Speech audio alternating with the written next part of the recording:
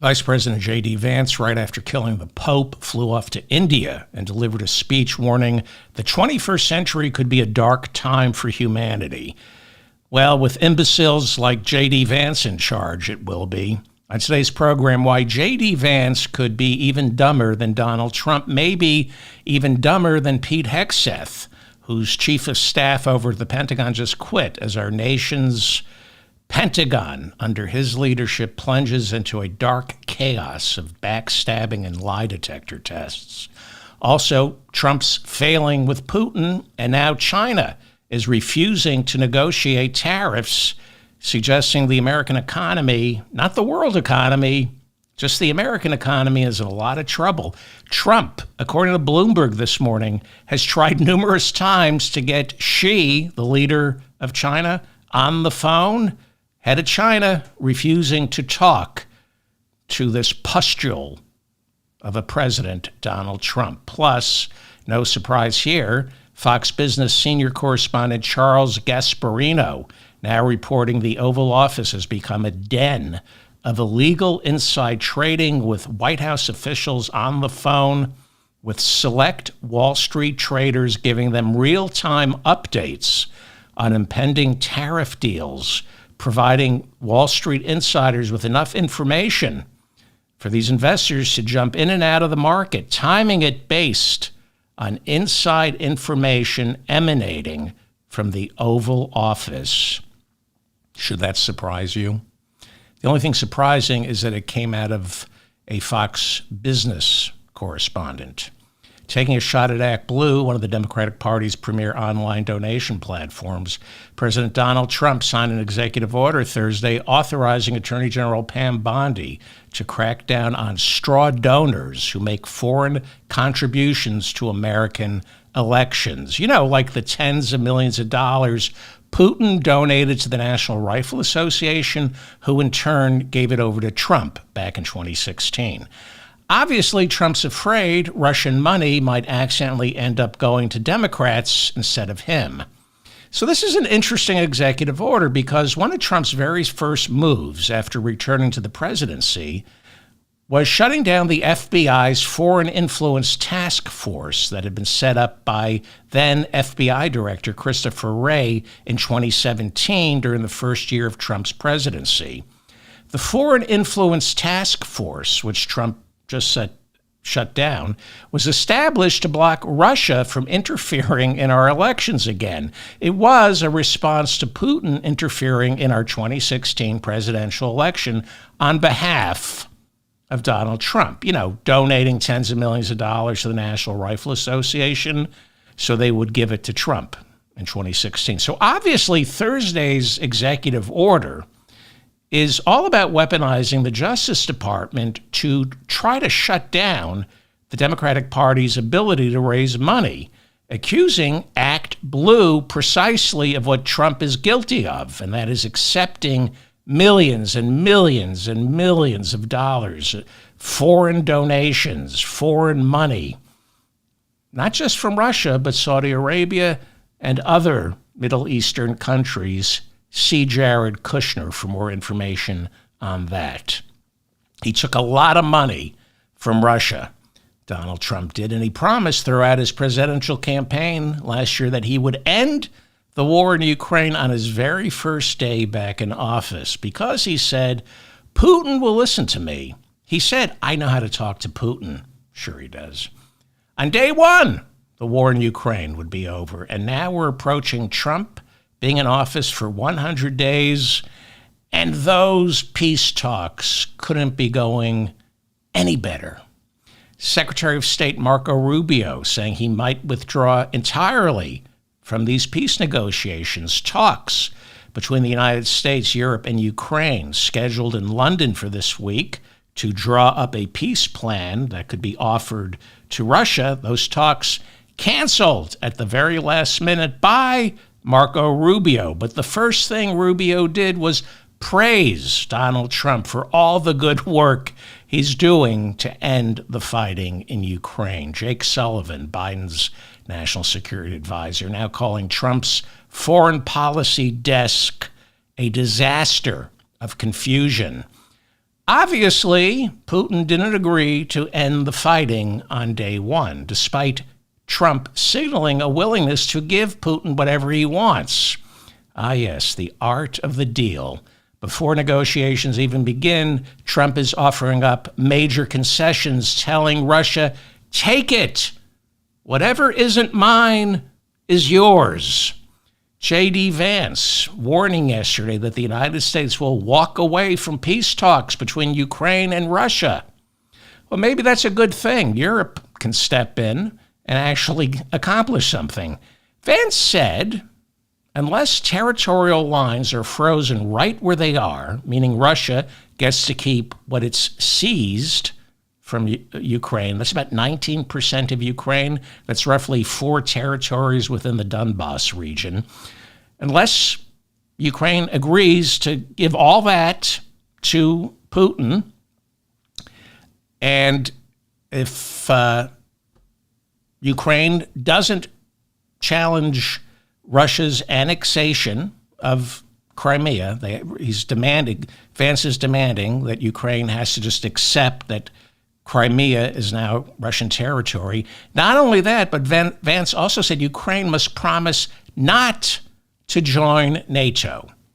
This is J.D. Vance saying, unless Zelensky agrees to all of that, we're going to walk away from the negotiations. Are these negotiations or the terms of surrender? Again, the negotiations haven't even begun yet, and already Trump is caving. You might remember Pete Hegseth, our alcoholic defense chief, ran into trouble 2 months ago for saying pretty much the same thing in Europe as Vance just said. And Senate Armed Services Chair, Republican Roger Wicker, slammed Hegseth for telling the Russians what America was willing to give up in Ukraine before the negotiations even began. Senator Wicker said, this is not how you negotiate. Hegseth said, well, I'm just trying to set reasonable expectations. No, you were telling the other side what you're thinking. Hard to believe this idiot Pete Hegseth put classified material on several unsecure Signal group chats. Donald Trump now saying he's prepared to officially recognize Crimea as part of Russia. But Stefan Meister, he's with the German Council on Foreign Relations, did a pretty good job this week explaining that Europe will find that unacceptable. Europe, not just Ukraine, Europe doesn't want to cede Crimea. Stefan Meister saying, quote, Crimea in particular is so strategically important for European security that there can be absolutely no interest in Europe. No interest from Europe in Crimea coming under any form of permanent Russian control or being recognized as Russian territory under international law. Take a look at the map. See where Crimea is. See why. You'll see, if you look at the map, you'll see why Europe doesn't want to give up Crimea to Putin. Vladimir Zelensky, the Ukrainian president, now saying that ceding Crimea is out of the question, adding Crimea belongs to Ukraine. In fact, he said, it's written into our nation's constitution. Ukrainian parliamentarian Ivana Klimpush-Syntsaze calling Trump's plan to recognize Crimea as part of Russia, she's calling that sad and dangerous. She then accused Trump of not actually seeking a just and lasting peace, but rather wanting to brag that he brought peace. But he's doing it, she says, by making major concessions to the aggressor. Well, who is the aggressor?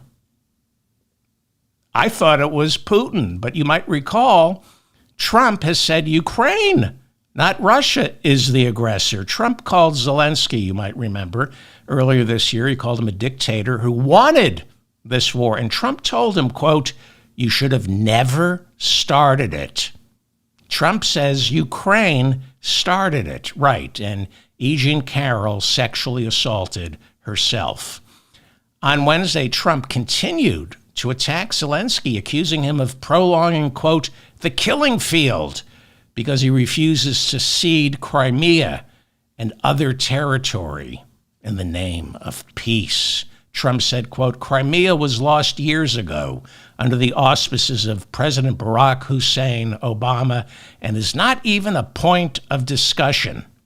Trump then asked why Ukraine didn't fight for Crimea 11 years ago when it was handed over to Russia without a shot being fired. Trump then blamed Zelensky's inflammatory statements for Trump's inability to negotiate a truce. Truce or surrender? Later in the day, Trump assuring reporters, I'm very close to a peace deal, adding, Zelensky has to fold. He has no cards to play. Zelensky responding on social media by reminding Donald Trump of his administration's Crimea declaration made back in 2018 by the Trump White House, promising America would never recognize Russia's sovereignty over Crimea. So Trump has not even tried to hide his fidelity to Vladimir Putin or even hide his contempt for Zelensky and the people of Ukraine. You all remember how Zelensky's February 28th visit to the Trump Oval Office went down. Trump made me ashamed to be an American for the billionth time this year. Since returning to office, Trump has distanced himself from NATO, the European Union, as well as the UN, which is attempting to prosecute Putin for invading Ukraine. He's not assisting the International Criminal Court. In fact, Trump ordered Pam Bondi over the Justice Department to cancel Biden-era investigations into Russian war crimes. He shut down the Justice Department's program of seizing assets belonging to Russian oligarchs. In direct violation of a law passed by Congress, Trump has refused to hire a new coordinator to look into Russia's war crimes in Ukraine.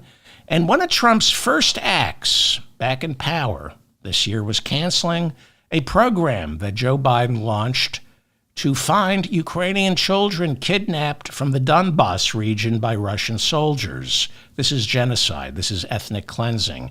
A new study by the Yale School of Medicine puts the number of Ukrainian children kidnapped by Russia at 20,000, but other sources say the number is 20 times higher.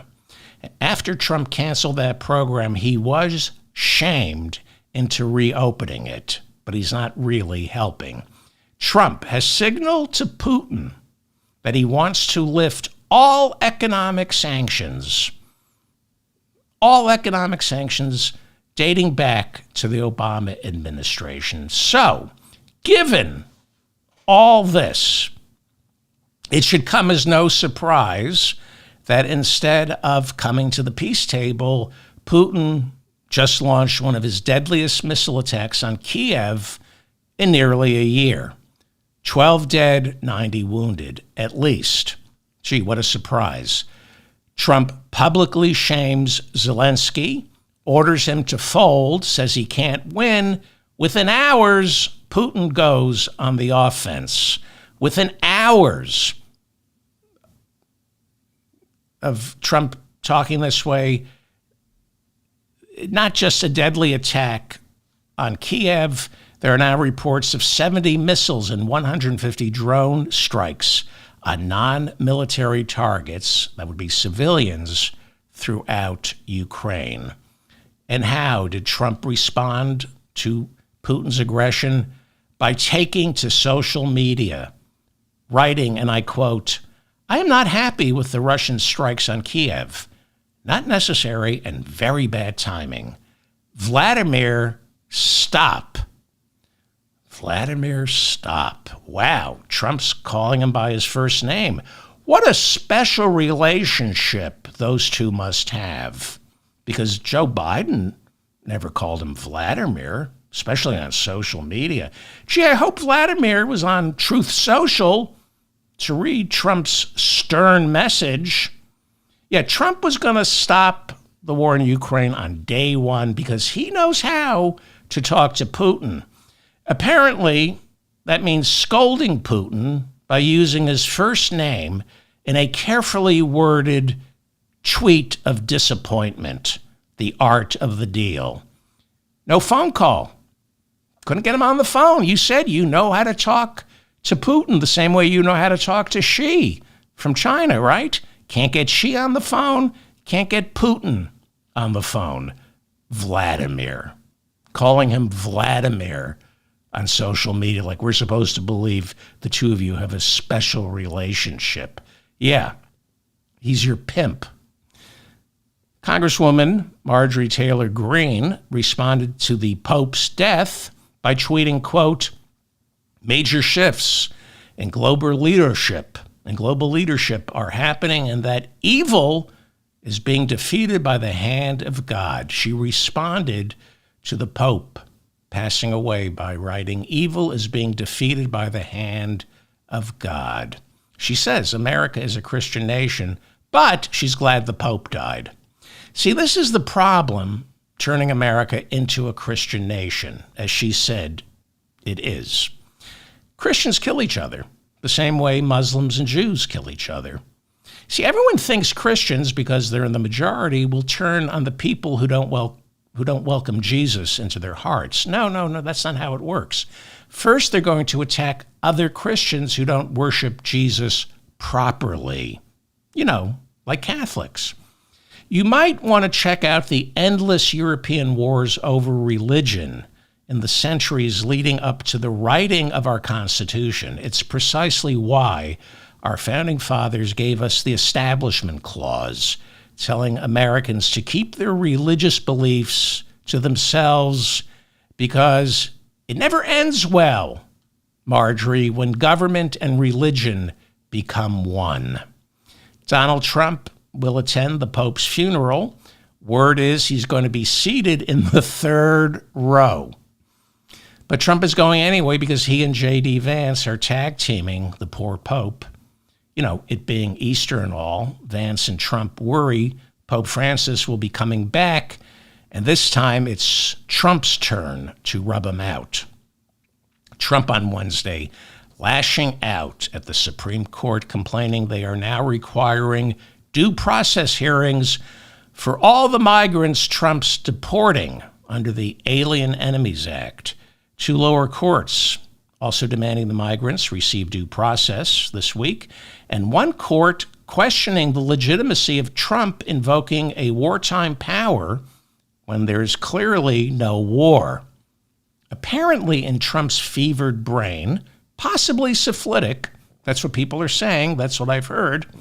Apparently in Trump's fevered brain, we are at war with Venezuela. Somebody should tell Venezuela. I think that would be the polite thing to do. And while you're at it, tell Congress. They're supposed to decide things like this. Trump said the courts are interfering with his agenda and that there is no time to provide trials for everyone he mistakenly deports. Trump is saying, I want to suspend habeas corpus. Habeas corpus, a sacred universal right going all the way back to the Magna Carta. He knows better than King John. Speaker Mike Johnson criticizing several Democratic members of Congress for flying to El Salvador and attempting to meet with the wrongly deported El Salvadoran migrant Abrego Garcia. Speaker Johnson said, quote, Democrats traveled to El Salvador as part of their obsession to bring a violent, illegal alien and member of MS-13 back into the United States. Wow, that's how he describes Abrego Garcia, a violent, illegal alien and member of MS-13. Christian Mike Johnson bearing false witness.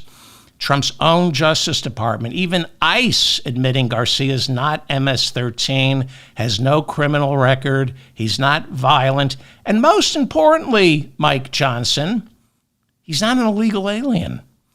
He's a legal resident. In 2019, a judge gave him protected legal status. That makes him legal. One of the Democratic congressmen who made the El Salvador trip, House Democrat Robert Garcia, firing back, calling Speaker Johnson a mouthpiece for for Donald Trump. Congressman Garcia said Johnson is a liar.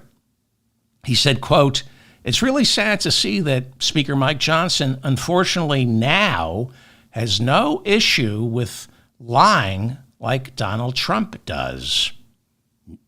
You said now he has no issue lying? What?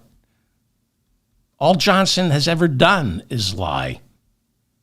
Mike Johnson in 2020 wrote an amicus brief for the Supreme Court signed by House Republicans calling the presidential election stolen. He is a world-class election denier dating back to before January 6th. He refuses to say Trump lost in 2020.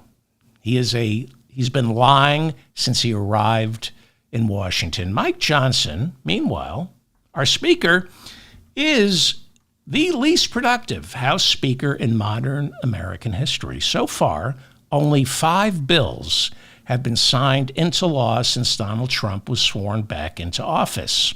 5 bills. This despite Republicans having the trifecta. The first 100 days are supposed to be transformative when a president takes office with his party controlling both chambers of Congress.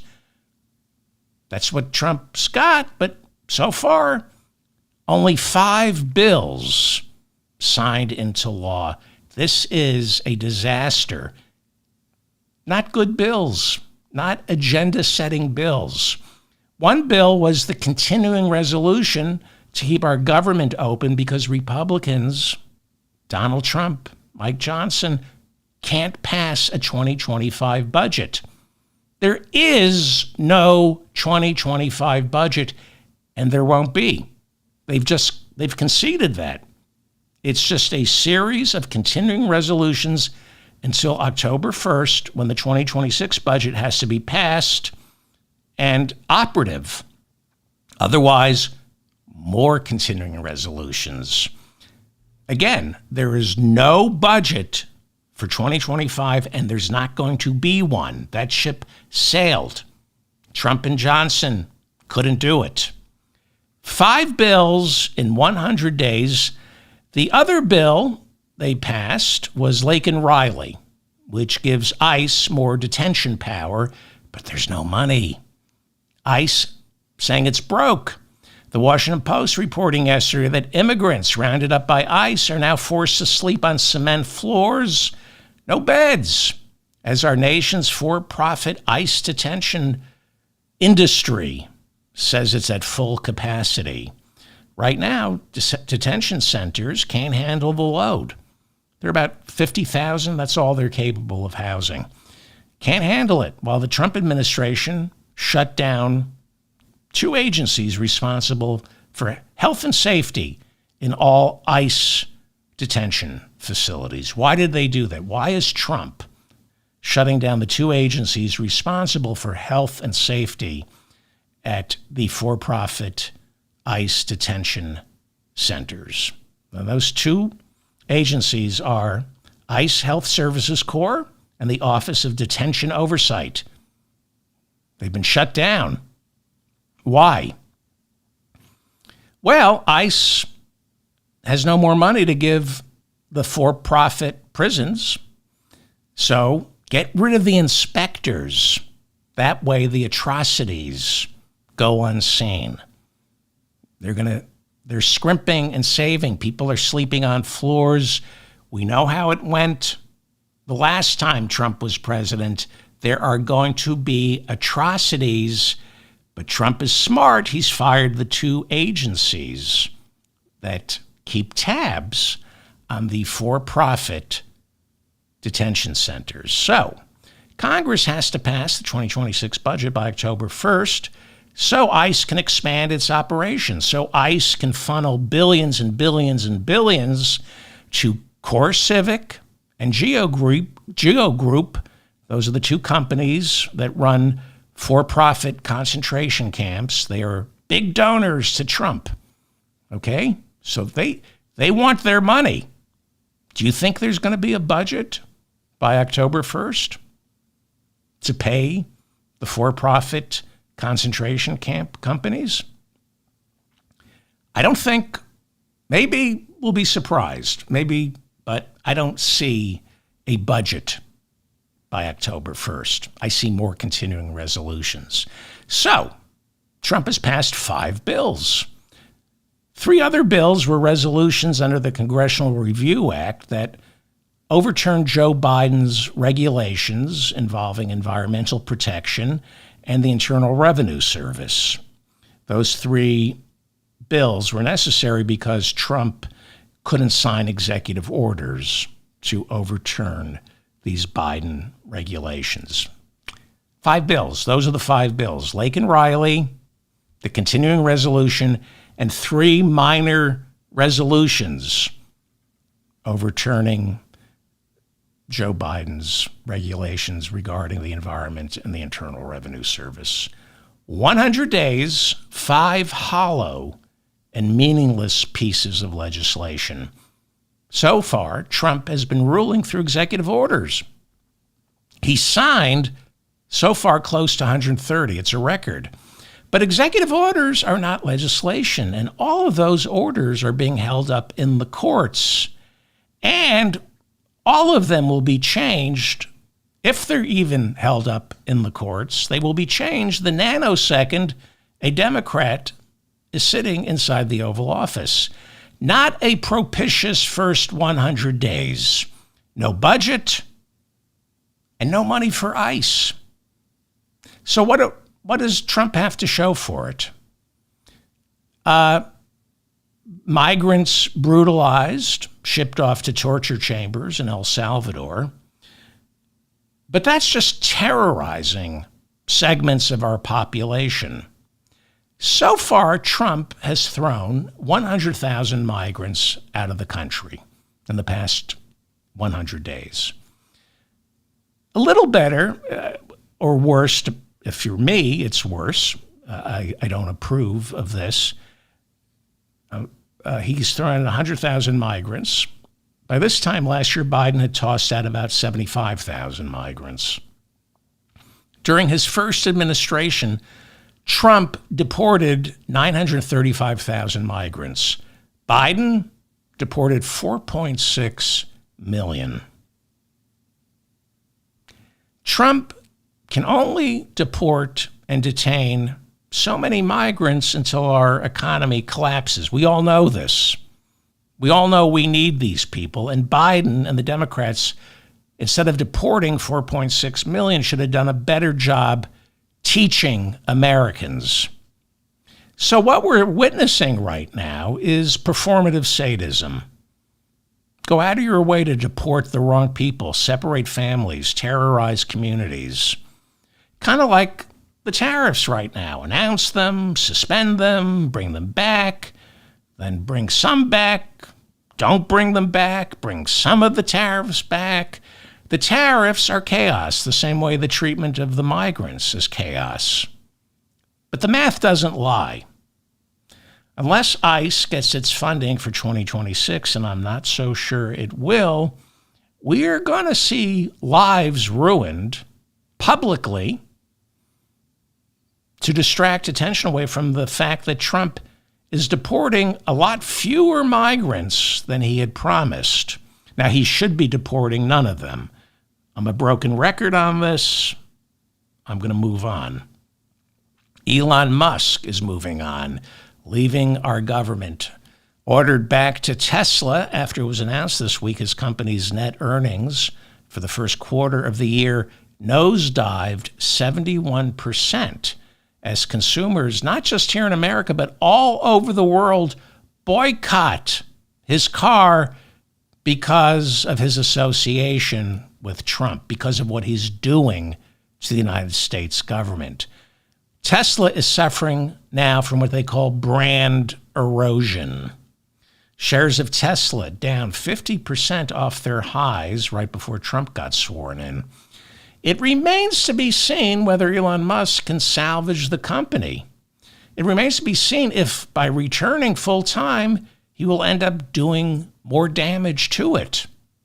Because of his government track record, because of his association with Doge, he's lost all credibility. Some analysts saying Musk's reputation is permanently damaged. One big investor warning Musk now automatically strips as much as 20% off the value of any corporation simply by being associated with it. This is all starting to feel like the last year of the first Trump administration. Starting to feel like 2020. It was right around this time, back in 2020, when the economy was being unplugged. But instead of COVID, now the pandemic is Donald Trump. It's spring break for members of Congress, and we're hearing about one town hall after another where Republican lawmakers like Iowa Senator Chuck Grassley once again getting screamed at by angry Republican constituents demanding he do something about Donald Trump. Grassley has had 2 horrible town halls since spring break began. Lisa Murkowski, the Republican senator from Alaska, literally telling her audience, "I'm scared of Trump." She said, "We are all afraid of him." She said in her 2 decades serving in Congress, she's never seen members of her own party so overwhelmed by this pervasive fear of retaliation from Trump and his supporters. Well, I need not remind my listeners, there's a reason Trump pardoned and or commuted the sentences for nearly 1,500 January 6 insurrectionists. The most underreported story in Washington are death threats made to Republican members of Congress who don't obey Donald Trump. Byron Donalds is the Florida House Republican. He's now running for governor of that state. Trump already endorsing him. Byron Donalds' most recent town hall turned into a free-for-all as Republican constituents leveled very specific and angry complaints about tariffs and Elon Musk's attempting to destroy our government and our social safety net. As I keep telling you, we are not close to passing a 2026 budget. In the next couple of weeks, you're going to be hearing a lot about Republicans wanting to lift the debt ceiling. There may be a government shutdown because the debt ceiling has to be lifted, probably by July. So forget the budget for 2026. When Congress returns next week, all you're going to hear about is the debt ceiling and whether our government can even pay for what has already been budgeted for 2025. This is chaos. This is government through Band-Aids, just temporary stopgap measures. But eventually, Republicans have to pass a budget for 2026, something they've proven themselves incapable of. They can't pass a budget. And this time, they can't do continuing resolutions because then the tax cuts for the rich expire. There's real concern among voters that these Republicans will keep their promise and pass a massive tax cut for the rich that they plan to pay for by slashing our social safety net, Medicare, Medicaid, Social Security, and food stamps. That is the Republican plan. They've said so. Remember supply-side economics? Remember they used to tell us tax cuts for the rich would mean increased revenue that will reduce the debt? Republicans aren't even trying to sell that crap anymore. Everybody knows. 2017, Trump gave tax cuts to the rich. He added $8 trillion to the debt. Didn't produce tax revenue.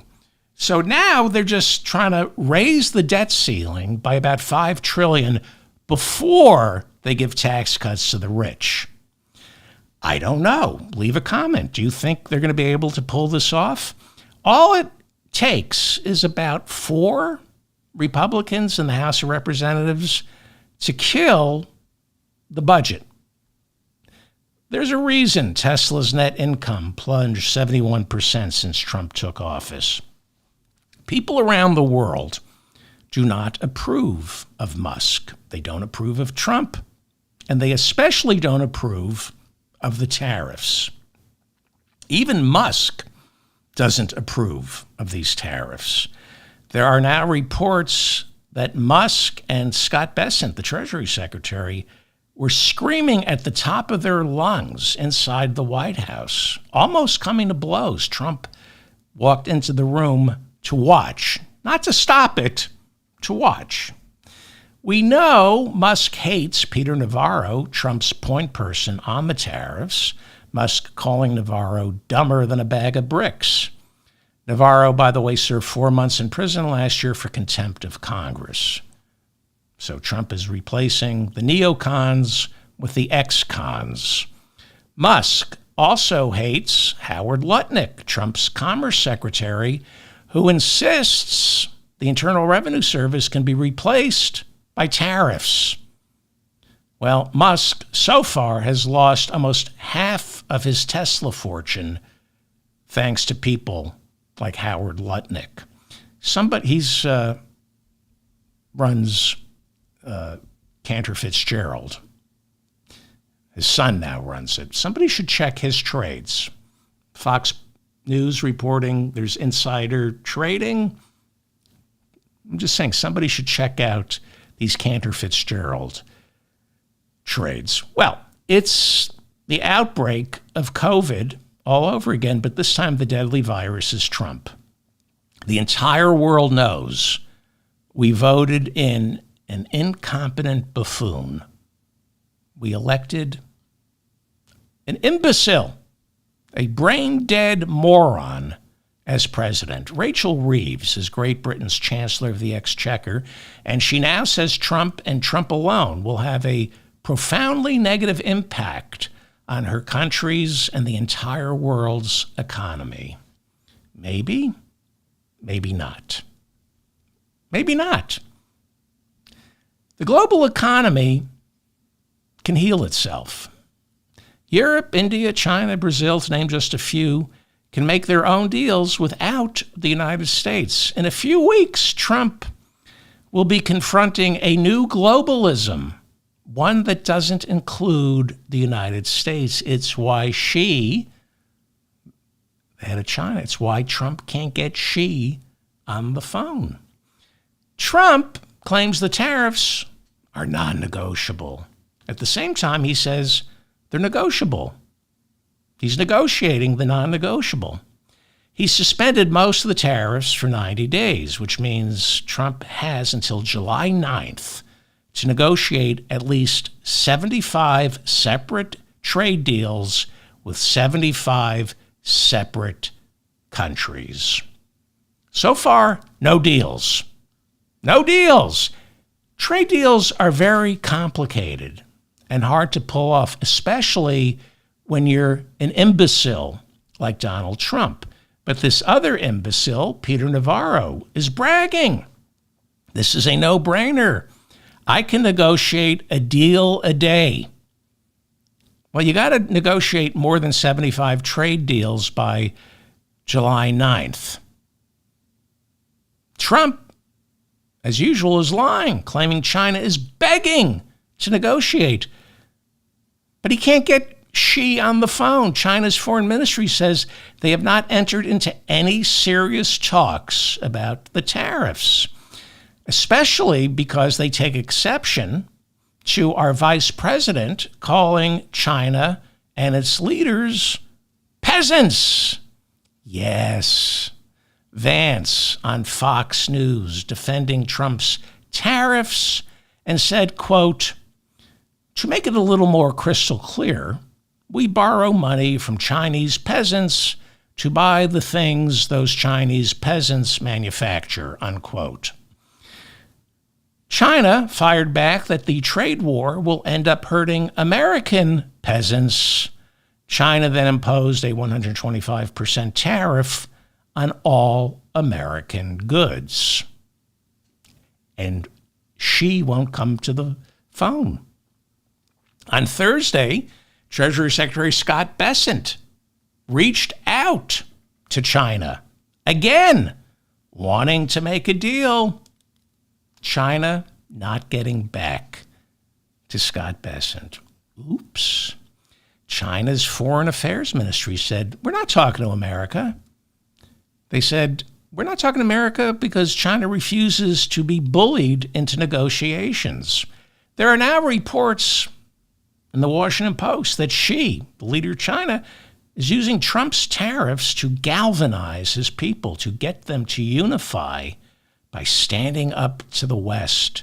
He's painting America as a colonial power from the 20th century, who we must defy. What we're witnessing from the people around Donald Trump is the arrogance of stupidity. Trump, Lutnick, Scott Bessent all thought America controlled the cards. Instead, China is using this as an opportunity to strike trade deals with dozens of countries, aching to remove America from the equation. The Washington Post reporting yesterday that China's economy has had some rough spots in the past few years, but it's coming back with more than 5% growth this year. I think that's better than we're doing. No deals yet. No trade deals. Treasury Secretary Scott Bessent arrogantly telling reporters, I've begun negotiations with South Korea. I've begun negotiations with South Korea. And then he said they came to the table bringing their A game, as though this is pickleball. And, I want to see what they got. Their A game. You arrogant prick. This is not going well for the United States because of the blindingly bright arrogance emanating from douchebags like Scott Bessent. And it's starting to look like the world trade representatives are resenting it and aren't as scared as they used to be. They were scared at first. Doesn't look that way anymore. The International Monetary Fund's top economic advisor, Pierre-Olivier Gourinchas, now warning, quote, he's warning, but listen to this, quote, we're entering a new era as the global economic system that has operated for the last 80 years is being reset.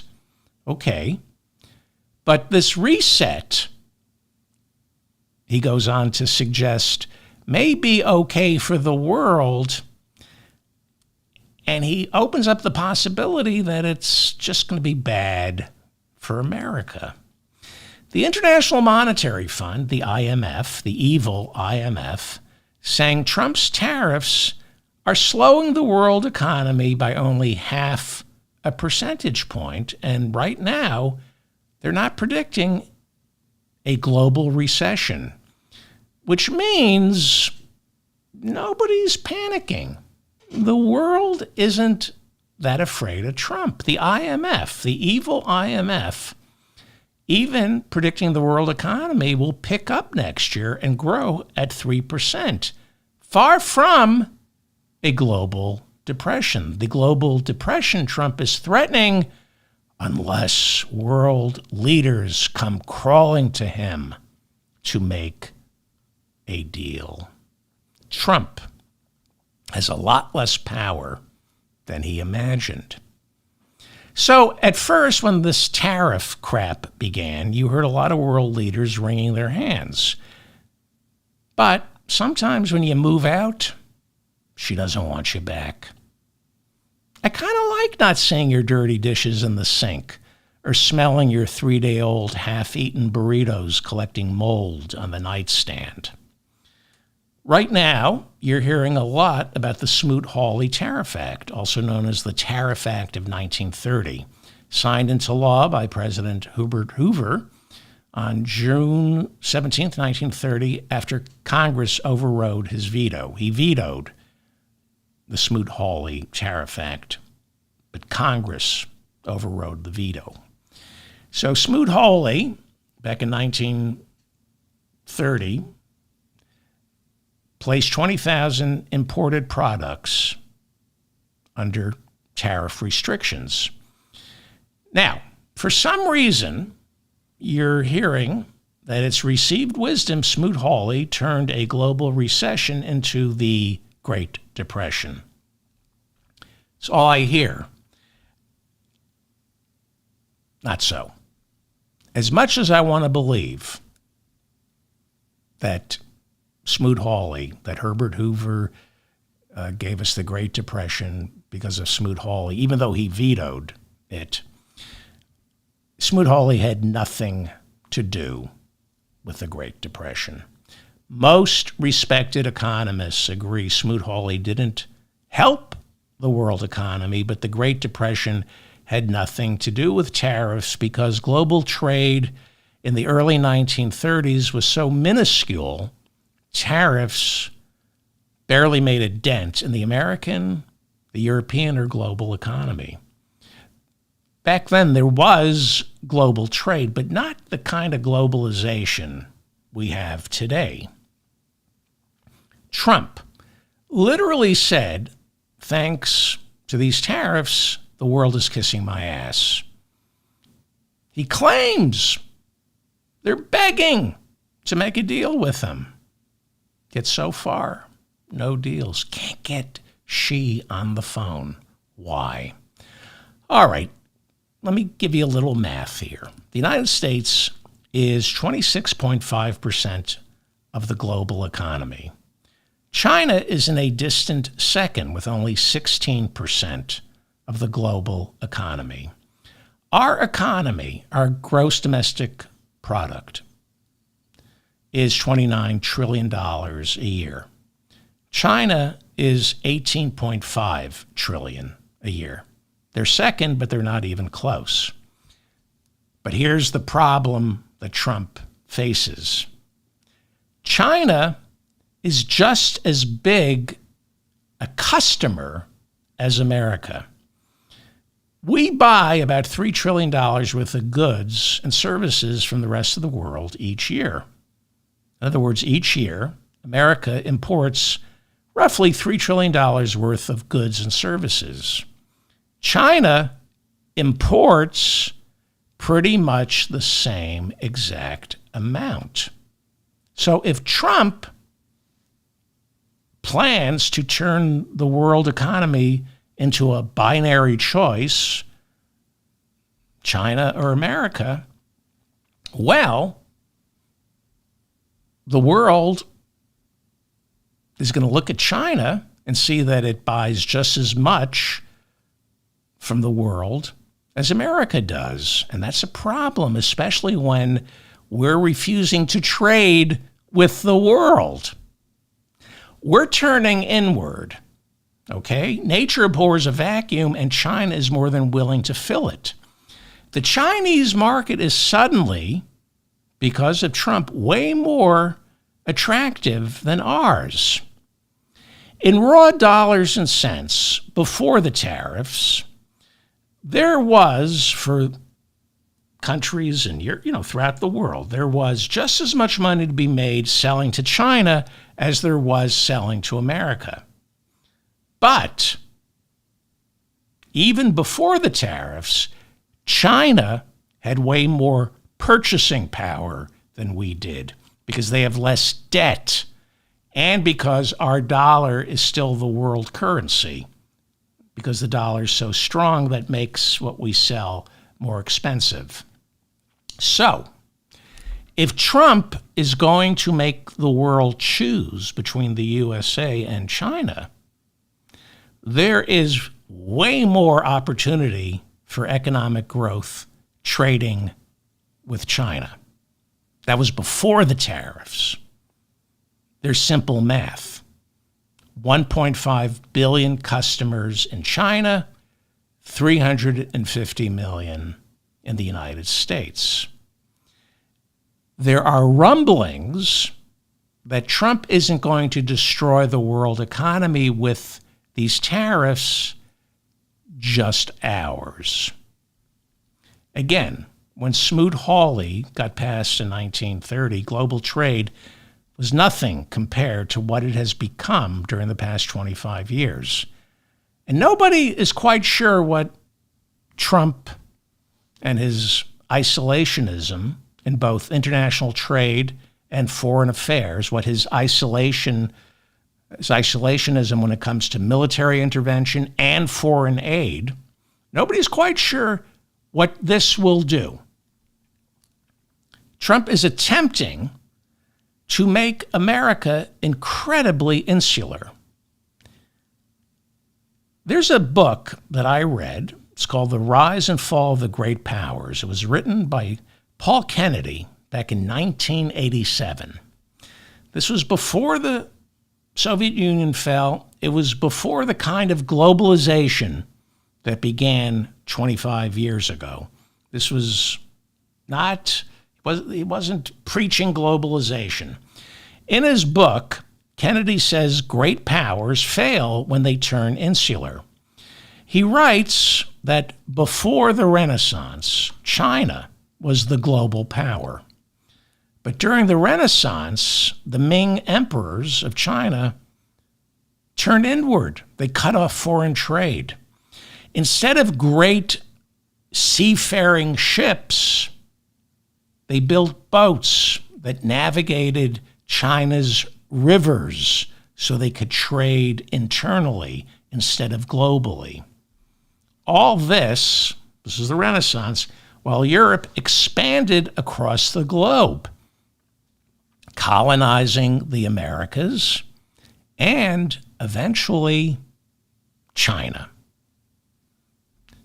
The book, it's called The Rise and Fall of the Great Powers, back in 1987, suggested that when countries turn inward, when they ignore the rest of the world, it is a recipe not just for decline, but eventually being taken over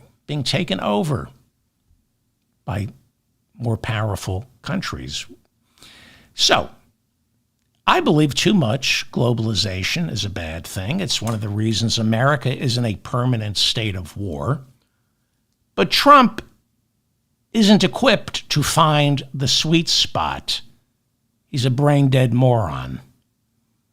What he's going to do is destroy our economy, but not the world's. And that's why he cannot get Xi on the phone. Maybe he'll surprise me. Maybe there'll be trade deals by July 9th. And maybe there'll be a budget by October 1st. What do you think? What do you think? Apparently the IMF, the evil IMF, isn't too worried. The IMF is saying, yes, Trump's tariffs will be a drag on the economy, but not quite the poison. Not quite the poison Trump seems to think it's going to be. It looks like if you venture into the commanding heights of the world economy, people at Davos, people working over at the IMF, really bad people, they don't think Trump's tariffs are going to be as earth-shattering as Trump wants us to believe. Again, the problem isn't so much tariffs as it is Trump getting to decide what those tariffs are going to be. He announced a 90-day freeze on some and brags, world leaders are kissing my ass to make a deal, yet no deal. He still claims China is begging to make a deal, but he can't get Xi on the phone. Scott Bessent can't get anybody on the phone.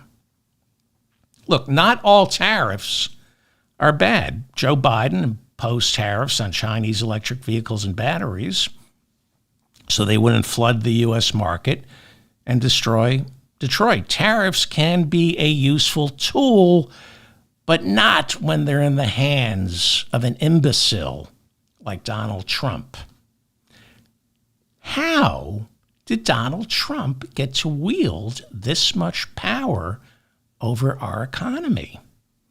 How did the guy who went bankrupt 6 times somehow get to decide all by himself that close to 100 nations have until early July to make a deal with him, to kiss his ass, and nobody else's ass?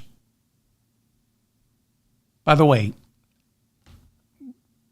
how do you know where Trump's ass begins and where it ends? So, how did he get this power? At a president's disposal are about 150 emergency powers.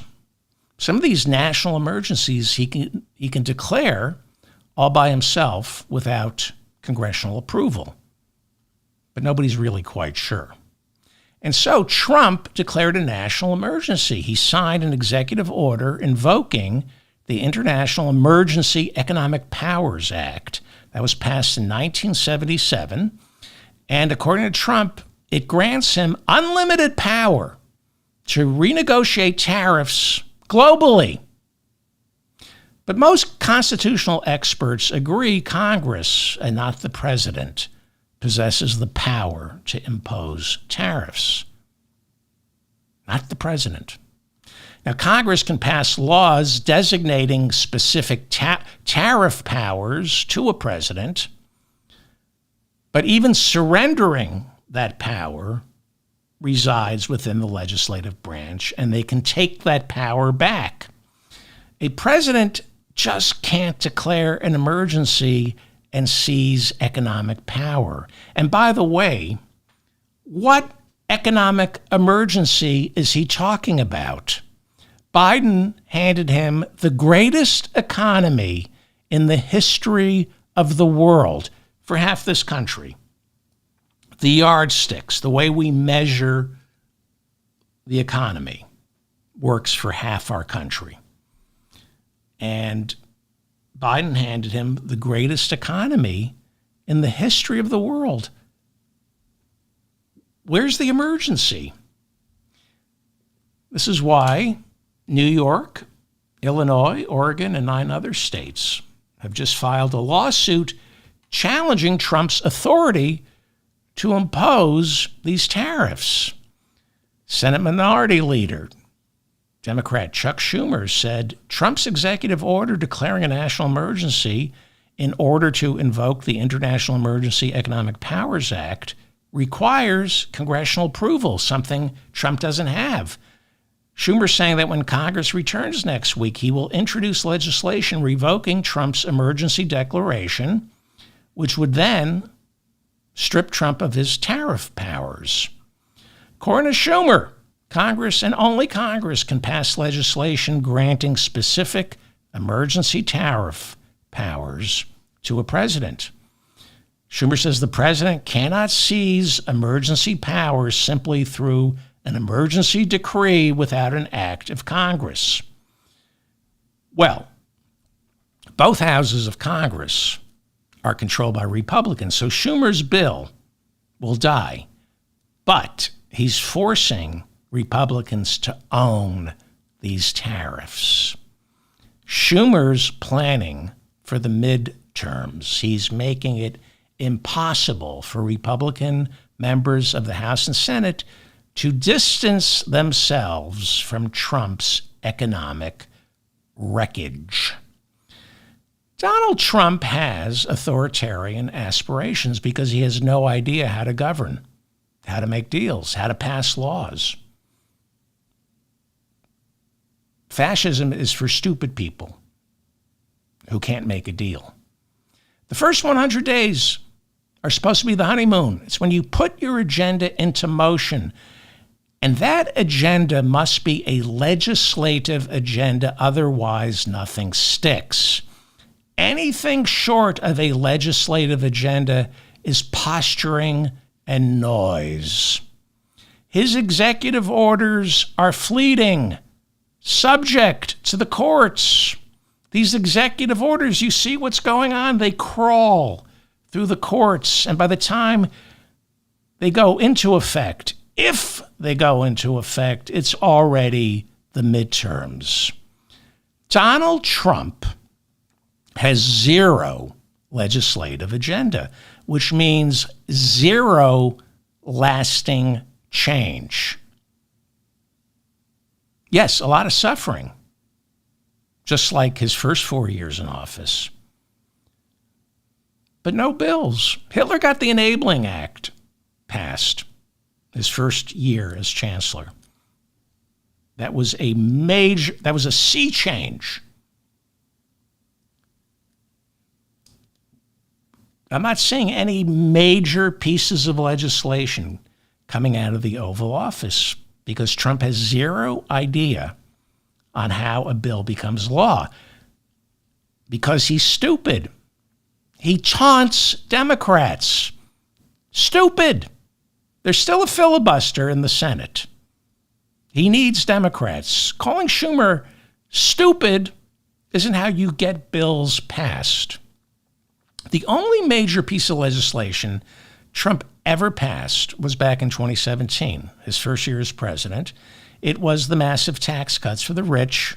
He had a trifecta back then, and he passed massive tax cuts for the rich, which added $8 trillion to our national debt. By the time he left office, he was responsible for 1/3 of our national debt, thanks to those tax cuts. And those tax cuts expire at the end of 2025. Does anybody think this Republican Congress will get a budget passed by the end of this year? One that includes renewing those tax cuts? See, you can't blame the Democrats. You can do this. Trump can do this without the Democrats through a budget process called reconciliation. Democrats can't filibuster a budget bill. That's according to Senate rules. The 2017 tax cuts, known as the Tax Cuts and Jobs Act, were passed through reconciliation. Republicans, they have the trifecta. Right now, they can do it all by themselves through reconciliation. Trump will have nobody to blame other than himself if those tax cuts expire at the end of the year. Republicans, without any Democrats right now, could get the 2026 budget passed, up and going by October 1st, and renew those tax cuts for the rich. They can even deepen them without the Democrats. But do you see that happening? The tax cuts, I think, have a pretty good chance of expiring simply because Republicans in Congress can't do anything. Chances are, by December 31st of this year, the government will be running on a continuing resolution with no budget, and you can't extend tax cuts for the rich with a continuing resolution. Again, maybe Republicans will surprise us. Perhaps Trump's death threats will get them in line. You know, there are about 4 or 5 Republicans in the House who can kill his budget. Those death threats can be very convincing, but I doubt it. In fact, Republicans are already floating the idea of raising taxes on people who earn more than $1 million a year. Republicans are trying to make it look like it's their idea, but they're probably going to have no choice because they can't pass the budget, so those tax cuts for the rich are going to expire. But they're making it look like, maybe taxing people who make $1 million a year is a good idea. Now, if the tax cuts do expire, and I hope they do, that adds roughly $500 billion a year to our budget. Freshman Republican Senator Dave McCormick of Pennsylvania, he beat Casey in 2024. Dave McCormick of Pennsylvania, the populist, ran Bridgewater, one of the world's biggest hedge funds. So he's serving his constituents of Pennsylvania by ringing the alarm warning the tax cuts for the rich are going to expire. We have to do something, because that's why the people of Pennsylvania sent him to Washington. Senator Ted Cruz of Texas also screaming about how we have to save the tax cuts for the billionaires, because Ted Cruz is a populist. Meanwhile, former Treasury Secretary under Bill Clinton, the odious Larry Summers, who also served as one of President Obama's top economic advisors, is now warning that Trump's plan to fire 20,000 IRS agents will cost the federal government $100 billion a year in uncollected taxes. Well, Larry Summers is also the former president of Harvard, which means he's an idiot. He really is. Thanks to Larry Summers, we got rid of the Glass-Steagall Act during Clinton's last year in office that deregulated Wall Street, turning our banks into casinos, which eventually caused the financial collapse 8 years later. So, Larry Summers presents as a fiscal hawk who petrifies centrist Democrats into believing inflation is caused by government spending. It isn't. He's wrong about everything, including the damage Trump is doing to the IRS. It's a lot worse than what Larry Summers says. It is estimated that $1 trillion a year owed to the IRS goes uncollected, not $100 billion, like Larry Summers opines. It's $1 trillion, okay? Not $100 billion. And that $1 trillion was supposed to get collected thanks to Joe Biden's Inflation Reduction Act, which added 87,000 new IRS employees. It cost $80 billion over 10 years to hire 87,000 new IRS employees, and they would bring in trillions of uncollected taxes. We're not talking about raising taxes on the rich. We're talking about simply collecting what they already owe. Well, the Republicans hated this. You might remember they were talking about 87,000 IRS agents carrying weapons. Remember that? So what happened?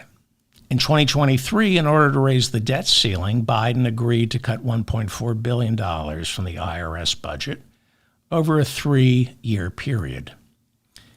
And now, despite the Inflation Reduction Act calling for 87,000 new IRS employees, Trump and Musk, in their infinite wisdom, are attempting to hack the IRS workforce down to 1981 levels, when there were 100 million fewer Americans filing taxes. Natasha Sarin teaches economics at Yale. She just said Musk and Trump gutting the IRS will leave about $2 trillion in taxes uncollected over the next decade. Try $10 trillion. She called the layoffs at the IRS, quote, fundamentally the destruction of our tax system. She says $2 trillion going uncollected over a decade. It's $10 trillion. It's called the tax gap, the gap between what is owed and what is paid. And that gap is about $1 trillion a year. Look, the math is simple. And as usual, Democrats do a piss poor job doing adding and subtraction, explaining to voters simple addition and subtraction. So, I know most people don't understand how this works because the Democrats don't explain it. So, get a pad and pencil. And it's not your fault that you don't understand how this works. The federal budget is roughly, this year, $7 trillion. The federal government is going to spend $7 trillion this year. But the deficit is $1.9 trillion. So let's call it $2 trillion. All right?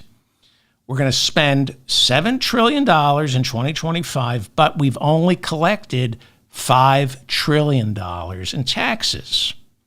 Okay? That leaves us, right? 7 minus 5. That leaves us with a $2 trillion budget deficit, which is added to our national debt, right? So if every year, if there's a budget deficit, if the national debt is $32 trillion, and this year we have a $2 trillion deficit, budget deficit, the debt becomes $34 trillion. Okay? The Internal Revenue Service collects roughly $5 trillion this year, and we come up about $2 trillion short. So what do? That's our debt. We add $2 trillion to our debt. Well, we have to put $2 trillion on our credit card. What does that mean? It means we have to issue $2 trillion worth of treasury bonds, and we have to pay interest on those treasury bonds so investors will purchase them. It is estimated that if corporations and billionaires, now that you know the math, and it's not your fault, it is estimated that if corporations and billionaires simply paid what they agree they owe after the reductions and legal wrangling, if they simply paid what is owed, that would bring in an extra $1 trillion a year. Okay? You don't have to raise taxes. Just have people pay what they owe at the levels, at Trump's tax cut for the richest 1% levels, $1 trillion. A year. Larry Summers says it's $100 billion a year. This professor from Yale says it's $200 billion a year. We know it's $1 trillion, but we're not going to get $1 trillion. But we could get $500 billion if all those extra IRS employees weren't fired. So I'm going to say $500 million a year without raising taxes. Then, when you let the 2017 tax cuts for the rich expire at the end of the year, automatically that's another $500 million a year coming in. Right there without doing anything. In other words, if Joe Biden had been reelected, or Kamala, if Kamala had been elected and she kept the IRS, she hired 87,000 new IRS agents and allowed the Trump tax cuts to expire without doing anything. Just don't touch the Inflation Reduction Act and allow the tax cuts for the rich to expire. That's $1 trillion of found money for 2026. $1 trillion. Okay, so our budget deficit for the year, I said, was $2 trillion. But we just found $1 trillion. Doing nothing, just electing a Democrat. All we had to do was elect a Democratic president and a Democratic Senate and House.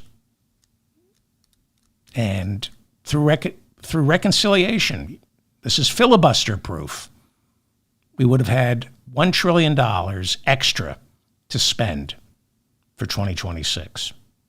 All we had to do was elect a Democratic president, a Democratic Senate, not a filibuster-proof Democratic Senate, just 51 Democratic senators and Democratic House. There would be $1 trillion automatically. Okay, like I said, the budget deficit for the year, $2 trillion. I just found $1 trillion. That leaves us with a $1 trillion budget deficit instead of a $2 trillion budget deficit. And the dirty, dark secret in politics is we don't want zero budget deficits. We had that during Clinton's last year in office, and Wall Street panicked. You're supposed to run a debt because that way we put treasury bonds into the marketplace, which is good for the economy. Debt is good.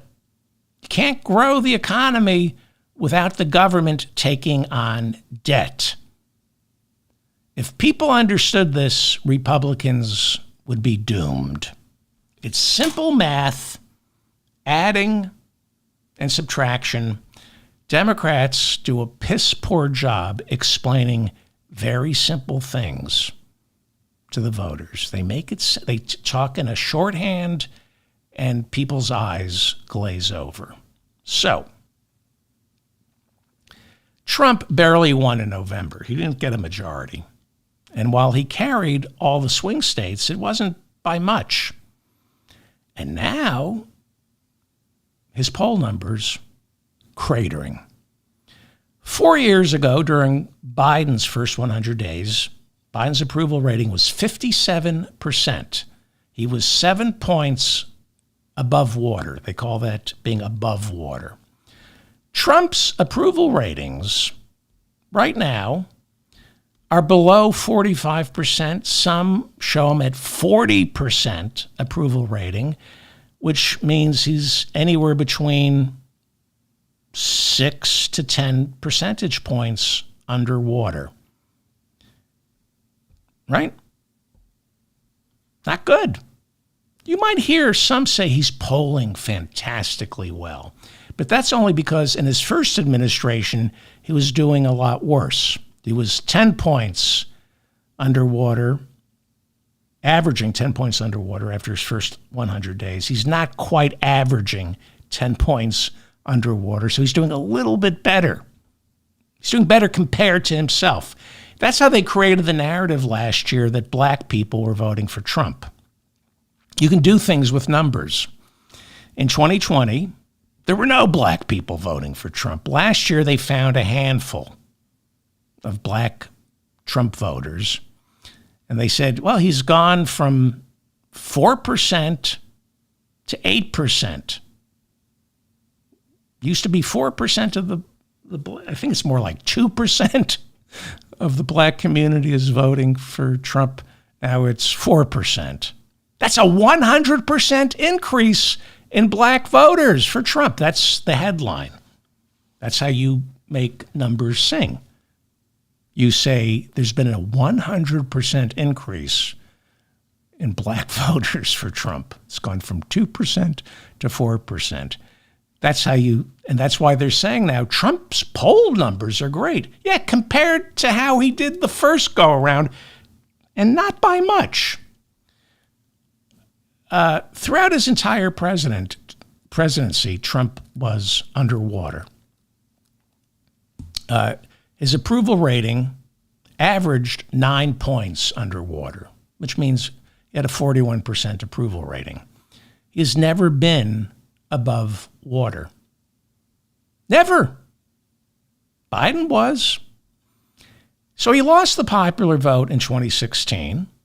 He lost it in 2020. He finally won the popular vote in 2024, but he didn't win a majority. Biden won a majority in 2020. He got something like 5 million more votes in 2020 than Trump got in 2024. Trump didn't crack 50%. So now Trump's a little less below water than he was 8 years ago. And people are saying, see, he's doing better. The truth about Donald Trump, and I'm making a point here, a larger point. Going by polling averages, Trump remains the least popular president in modern American history. No president other than Trump has polled this poorly during his first 100 days and in his first administration. Never cracked 50%. It's not going well. So what's the point I'm making? Here's the thing about fascism, and apparently Trump and his supporters haven't seized upon this yet. The whole thing about fascism, it's all predicated on the people loving their dear leader. Not happening. More Americans disapprove of Trump than approve, and it's always been that way with Trump. Yes, he did win 2 elections barely. I know he wants to be a dictator. He's just a dick. It's really hard to become a dictator when more than half the people you're leading think you're an idiot and hate you. Yes, Trump does have a cult of personality, but only for idiots. And it's going to get much worse for Trump because it's going to get much worse for America, or at least feel like it's gotten a lot worse. Turns out there's a direct correlation between a president's job approval rating and the job he's doing. Funny how that works. So Trump, for some reason, won Michigan last year. I don't know why, especially since the down ballot Democratic candidate for Senate, Lisa Slotkin, won. There was ticket splitting in Michigan. Kamala lost, Slotkin won. Okay, the unemployment rate a year ago in Michigan, 4.2%. Today, 5.5%. It's jumped. So, I want you to keep in mind there is the real number, what unemployment really is, and then there's the mystical, psychological number, which can't be measured. There's what the real number is and what people think the real number is. What people think the real number is. What they feel. And what's happening now is psychologically, it's starting to feel a lot worse under Trump. Now, the numbers don't reflect that. But voters, Americans, are already beginning to believe the economy is getting worse. Getting worse than it actually is. Okay? Remember how crazy good Joe Biden's economic numbers were? Again, by the yardsticks we use. This economy doesn't work for half our country, but by the yardsticks we use, Joe Biden had the greatest economy in the history of our country, but Americans didn't feel it. Well, this is going to be a much bigger problem for Trump. The feeling.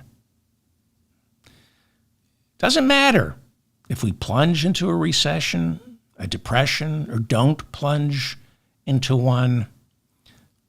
Biden didn't plunge us into a recession, but too many Americans were convinced he did. And right now, Americans don't feel financially secure because of these tariffs. They're scared, the massive layoffs inside our federal government. Americans are feeling things. They're feeling that things are a lot worse than they might actually be. Kind of like the way they did during Biden's 4 years. But this is going to feel way worse because it's Trump. And because it's Trump, things will actually get worse. I don't know how bad, but they will get worse. I hope they don't get worse, but they will feel worse. Because Trump lacks the vocabulary to create a sense that things are going to be okay. All he knows how to do is tell us how bad America is doing. He can only paint an apocalyptic wasteland, but he can't, when he gets into power, it turns into an apocalyptic wasteland. He cannot help people. Doesn't know how. He only knows how to help himself. Remember, he threw paper towels in Puerto Rico after Hurricane Maria, leaving thousands to die. It was as bad as Katrina in 2005. About the same number of people died in Puerto Rico as died in New Orleans after Katrina. Maybe even more in Puerto Rico. It didn't come back until Biden became president because he doesn't know how to help anyone. He doesn't want to help. Arkansas, deep red state run by Sarah Huckabee Sanders, his former White House liar. She's the governor now. Got smacked by tornadoes. Horrible damage. They need help. They're asking for help. He's refusing to send Arkansas money. Sarah Huckabee Sanders begging him for money. No emergency relief for Arkansas, a red state. He doesn't want to help people. Doesn't care. I don't know how that translates into votes, into a higher approval rating. Biden did everything he could to forgive student loans. The Supreme Court blocked some of those loans from being forgiven, so Biden found workarounds through executive orders, and billions ended up getting forgiven. This administration, as of May 5th, Trump's education department will begin collecting student loans. Payments were suspended during the COVID lockdowns. Education department says you got to pay your student loans. Couple this with the people who brung Trump to the dance, the incredibly rich. What happens if these tax cuts for them expire at the end of the year? Now, the stock market is going up and down, but it's roughly down 14% since Trump took office. It's the stock market's worst performance during the first 100 days of any presidency in more than a century. And again, not necessarily bad for rich people because they have cash, so they buy on the dips. And as I said at the top of the show, Fox News, of all people, a reporter from Fox News, reporting inside trading is rampant inside the Oval Office. Trump is reportedly telling a select few how he's going to move the markets before he moves them. Does that surprise you? Anyway, the dollar down 10% since he took office. And normally that's good for manufacturing because a weak dollar makes American products cheaper on the world market. But Trump is waging a trade war. So the weak dollar doesn't translate into more exports. So it's not going well. Not going well at all for Donald Trump. Not going well. Now, he's ruining people's lives, and it's scary, but fascists are supposed to be big on the military. They're supposed to build up our military, make people in our military feel respected. But under the alcoholic leadership of Pete Hegseth, whose body is covered in neo-Nazi tattoos, our Pentagon right now is in a state of chaos. Insiders saying they have never seen the morale this bad as Hegseth becomes increasingly paranoid, accusing even his most trusted loyalists of stabbing him in the back and forcing his friends in the Pentagon to take lie detector tests to determine who's leaking. The problem is who's leaking, not the problem of using signal group chats to share coordinates of airstrikes like he did. It's the leaking. It's gotten so bad. Hegseth's wife, a former Fox News producer, has begun sitting in on high-level Pentagon meetings. And she, along with Hegseth's personal attorney, as well as Hegseth's two brothers, are being included in unsecure signal group chats. They were included in an unsecure signal group chat during the lead-up to those airstrikes on Houthis in Yemen on March 15th. It's all coming out every day, drip, drip, drip. ABC News now reporting Hegseth kept what is called a dirty line inside his office at the Pentagon in direct defiance of Pentagon protocol. A dirty line is using unsecure phones to communicate with whomever. Washington Post reporting that Hegseth is so intent on using his cell phone inside the Pentagon, he installed the banned Signal app on his phone. His computer also, his Pentagon computer also has the banned Signal app, which means he's holding unsecure conversations with the White House and Pentagon personnel. It gets worse, but I've been telling you about all the civilian deaths resulting in Trump's airstrikes on Yemen. And I've been complaining, nobody talks about this.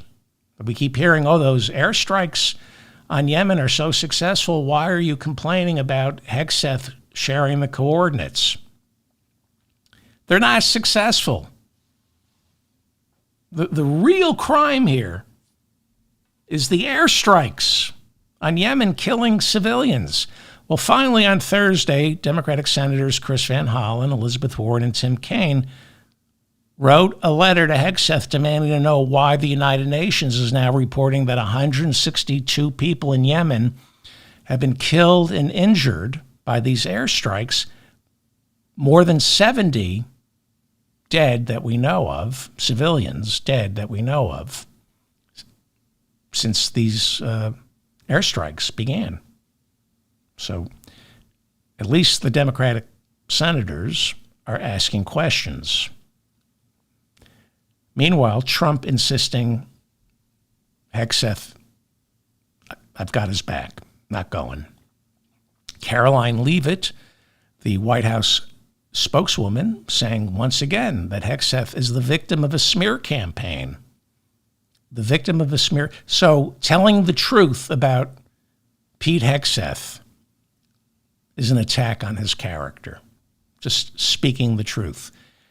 New reporting that while Musk and Trump lay thousands off, cutting billions in foreign aid, Pete Hegseth was somehow able to find thousands in his military budget to build a hair and makeup room off to the side of his office so he looks his best before going on television. A defense spokesperson was quick to remind reporters that the original cost for the hair and makeup room would be north of $45,000, but Hegseth agreed that's too much. So he brought the price down for his hair and makeup room. A spokesman for Hegseth also noted that the Pentagon saves money because Hegseth knows how to do his own hair and makeup. They don't have to hire someone to do hair and makeup. So he's saving the Pentagon a bundle by doing his own hair and makeup. Trump picked Hegseth because he stands upon that wall, camera ready. This is my makeup brush. There are many like it, but this one is mine. This makeup brush is my best friend. It is my life. I must master it as I must master my life.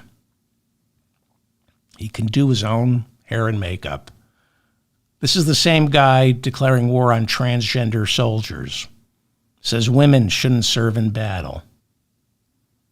Hey, Pete, you're on in 30 seconds. Thanks. Does this foundation match my skin tone? Am I seeing too much shine?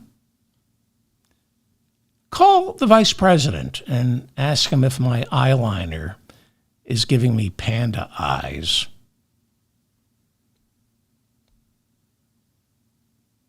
These are the guys who complain about the feminization of our masculine culture. It will be interesting to see how long Hegseth can survive. He defied expectations by becoming Pentagon chief. He did do it. I mean, I thought he was a goner. You might recall, most people predicted he'd go the way of Matt Gaetz, pulling his nomination before it was even voted on. Hegseth appeared on his old show, Fox and Friends. Earlier this week, Brian Kilmeade introduced him as the former Secretary of Defense. That's true. Then he quickly corrected him. Current Secretary of Defense. I don't know if he did that intentionally or not. Meanwhile, Hegseth continues to peacock, lashing out at the media, blaming them for blowing way out of proportion what is now being referred to as Signalgate. It's all being blown out of proportion. The problem he has is that in a few weeks, he's going to have to testify before both the House and then the Senate Armed Services Committees. And he's in trouble because he's probably the least popular cabinet official on the Hill. You might recall he was confirmed in the Senate only because Vice President Vance stepped in to break the tie. It was 50-50. Republican Senators Mitch McConnell, Susan Collins of Maine, Lisa Murkowski of Alaska, they voted against him. North Carolina Republican Tom Tillis was going to vote against Hegseth, which means he would not have been confirmed. Tillis had obtained a sworn statement from Danielle Hegseth, Pete's former sister-in-law, who said she was willing to testify before the Senate about Hegseth's untreated alcoholism and how he beat his second wife repeatedly. She signed a deposition, a sworn statement, and was willing to testify. Tillis said, okay, I'm going to call you before the committee, but then he decided he was tired of the threats of physical abuse from Trump supporters, and he didn't have her testify. That's according to reports in Vanity Fair and Rolling Stone magazine. Tillis didn't call her as a witness and voted for Hegseth because of the death threats he was receiving.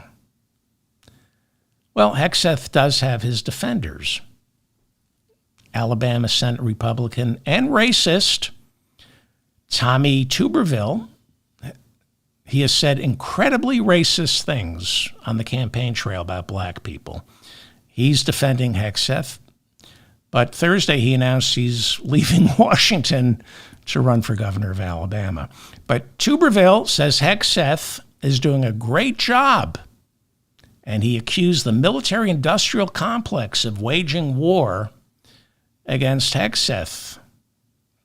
He says the military-industrial complex is pissed off because of Hegseth's proposed budget cuts.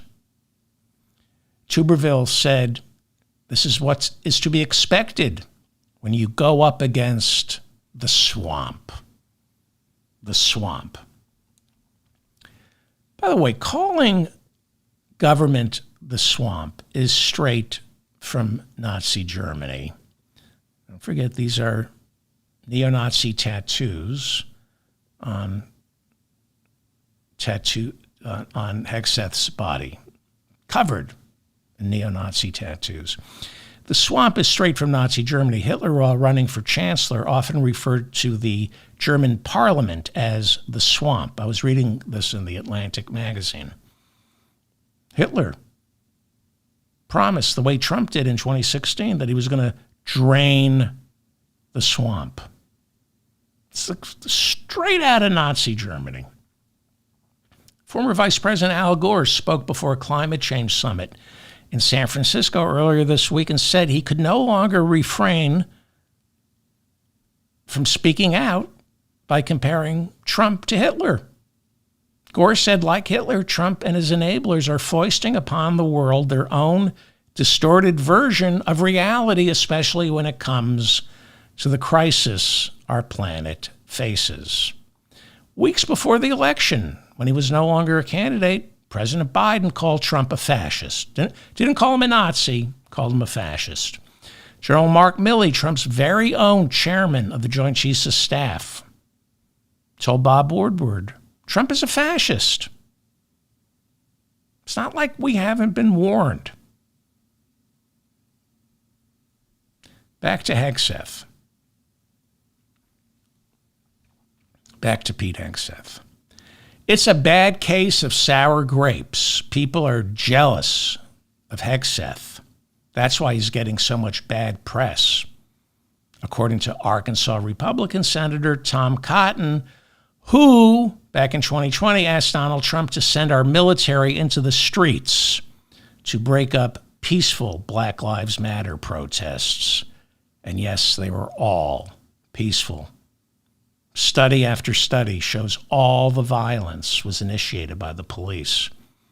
That's why cities across America had to pay out millions of dollars in civil damages to Black Lives Matter protesters, because the police, not the Black Lives Matter protesters, were to blame for the violence. Buildings catching fire were the work of outside agitators. And again, there is no analog to Kyle Rittenhouse. No Black Lives Matter protesters fired on anybody. Florida House Republican Corey Mills said, I fully stand with and support Pete Hegseth. Corey Mills is a defense contractor who right now is subject to a congressional ethics review looking into how it's possible for him to serve in Congress without having first divested his company of government contracts. He's also being investigated by the Washington, D.C. police for allegations that he abused a woman inside his apartment back in February, a woman, not his wife. After the incident, Corey Mills denied he beat the woman, but did acknowledge that the father of two is in the process of divorcing the mother of his two children. So, of course, he stands with Hegseth. But Nebraska House Republican Don Bacon sits on the Armed Services Committee. He's now calling Hegseth an amateur. Congressman Don Bacon, Republican, saying publicly that Hegseth should resign if Trump won't fire him. What's this about? Well, you might recall that on March 15th, right before America launched airstrikes against Houthi fighters in Yemen, our national security advisor, Mike Waltz, broke the law by setting up a signal group chat with all the White House principals who are normally kept in the loop before, during, and after a military strike. And Pete Hegseth exacerbated the situation by sharing in that group chat real-time updates on the time and coordinates of those airstrikes, thereby endangering the lives of our pilots should any of that information fall into the hands of Houthi fighters. And it's not like the Houthi fighters don't have long-range missiles to shoot our pilots down. The Houthis are firing missiles all the time into Israel and at our Navy floating in the Red Sea. New information that Pentagon officials warned Hegseth to only share classified material while using secure lines. He was told specifically, do not go on Signal. Do not use it ever. New information of a second Signal group chat in which Hegseth was sharing real-time updates on the Houthi airstrikes with his wife, his two brothers, and his personal attorney, not a Pentagon attorney, his own attorney. New information that these real-time updates he was providing on unsecure lines, new information that he received information, he was sharing information that came directly from Army General Michael Eric Kurilla, who is in charge of CENTCOM, that is Central Command, which oversees the military theater in the Middle East. General Kurilla, while prepping the airstrikes, was updating Hegseth on a secured line. Hegseth, according to new reports, within minutes of receiving that information, immediately shared it in direct violation of the Espionage Act on two separate unsecure Signal group chats. Hegseth telling reporters that, yes, I shared information to those group chats, but none of it was classified. He says it wasn't classified. See, you can say that to the media. The problem he faces is in a few weeks he's got to testify under oath before the House and the Senate. He's going to have a hard time convincing members of the Armed Services Committees that airstrike coordinates, their time and place before they occur, aren't classified. You can say that to the media. You can't say it under oath. Hegseth lashing out at the media and at everyone working under him at the Pentagon. He's demanding to know who leaked the story, these stories. He's forcing people to take polygraph lie detector tests. And he's promising whoever leaked will be prosecuted to the full extent of the law for sharing top secret information about him sharing top secret information. In his twisted, alcoholic, neo-Nazi tattooed brain of his, the threat to national security isn't Hegseth sharing war plans. The threat to national security is someone sharing information that Hegseth shared war plans. Hegseth, as predicted, has morphed into an untenable situation for Donald Trump. It's precisely why Trump only wants an administrative state loyal to and frightened of Donald Trump. For Trump, Hegseth isn't the problem. The problem is all the people below Hegseth who are more loyal to our country than they are to Donald Trump. Well, this representative democracy of ours is a big lumbering giant, especially Washington's administrative state. It's why MAGA, it's why Trump wants to dismantle it. Because one of the checks and balances in our government is the whistleblower, or the quiet government employee who leaks to the media. That's how it works. And that's the way it's supposed to work. That's the way government works. Whistleblowers and leakers. That's what keeps us safe. That's one of the checks, one of the balances that prevents people like Hegseth and every other buffoon Trump appoints from getting more authority than they deserve. Now, keep in mind, the Supreme Court ruled that Trump has immunity from prosecution, but not the people underneath him. So yes, Trump can issue an illegal order, and there will be no consequences for him. But the cabinet official who carries out any of those illegal orders, zero immunity. Trump can pardon that cabinet official and God knows Pam Bondi isn't going to investigate. But what happens if that cabinet official is brought up on charges in a state court? Pardon power doesn't extend there. We don't know what's going to happen. A lot of people are suffering and will suffer because Trump has returned to the Oval Office. But I believe what eventually saves this country is that most of us refuse to march in lockstep. And again, Abrego Garcia, there are people being tortured right now. People dying unnecessarily from measles. A lot of people are going to suffer because of Trump. A lot of people are suffering because of Trump. 1 million died of COVID because of his incompetence. But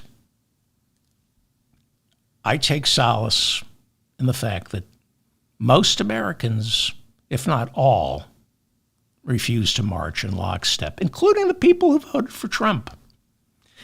Americans are a jealous, ambitious, vindictive, willful, and opportunistic race of people. Even when we're on the same team, we will sacrifice our own if it means I get a chance to move up one rung on the ladder. I don't believe in American exceptionalism, except when it comes to Trump. He's not Hitler. He's not Stalin. He's Trump. He's uniquely American. He is America. He's who we all are some of the time. For some people, he's who they are all the time. But in the course of a day, Trump, for all of us, occasionally is who we all are, especially when we're sitting in traffic. We are all destructive. All of us want to take a wrecking ball to things and people. That's who we are as Americans. And that's precisely why Trump will find it impossible to become Putin or Xi or North Korea's rocket man. Americans are attracted to Trump because of how destructive he is. We enjoy demolishing people, including Trump. We enjoy demolishing Trump. And it's not just Democrats. A lot of people voted for Trump to destroy him. I'm talking about the evangelicals who swarm to Trump. They see him as the Messiah. He openly compares himself to Jesus, but he's never read the Bible.